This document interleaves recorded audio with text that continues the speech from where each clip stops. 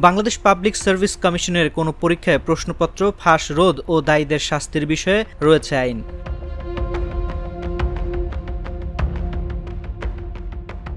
বাংলাদেশ সরকারি কর্ম কমিশন আইন ২০২৩ নামের এই আইনে প্রথম কোনো মামলা দায়ের হলো।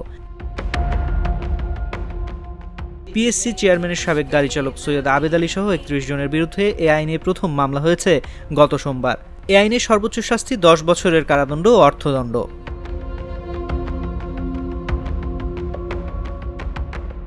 সোমবার রাজধানীর পল্টন থানায় এ আইনের ১১/১৫ ধারায় মামলা করেন সিআইডির উপপরিচালক নিপ্পন চন্দ্র দাস। মামলায় সৈয়দ আবেদ আলী সহ ৩১ জনের নাম উল্লেখ করা হয়েছে। এছাড়া অজ্ঞাত পরিচয়ে আসামি আরও ৫০ থেকে ৬০ জন। অভিযোগ প্রমাণ হলে আবেদ আলী সহ আসামিদের সর্বোচ্চ শাস্তি হতে পারে ১০ বছরের কারাদণ্ড। এ বিষয়ে রাষ্ট্রপক্ষের কৌঁসুলি হেদায়েত উদ্দিন খান হিরণ জাগো নিউজকে বলেন, প্রশ্ন ফাঁস রোধে বাংলাদেশ সরকারি কর্ম কমিশন আইন প্রণয়ন করা হয় ২০২৩ সালে। এ আইনের ১১/১৫ ধারায় প্রথম মামলা পিএসসি চেয়ারম্যানের সাবেক গাড়ি চালক সৈয়দ আবেদ আলী সহ ৩১ জনের বিরুদ্ধে।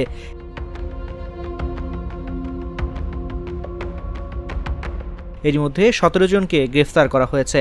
এদের মধ্যে দায় স্বীকার করে আদালতে জবানবন্দি দিয়েছেন আবেদ আলী সহ ৬ জন।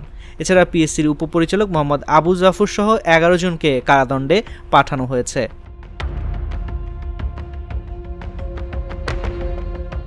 তিনি আরও বলেন, মামলার তদন্তে আরও আসামির নাম উঠে আসতে পারে।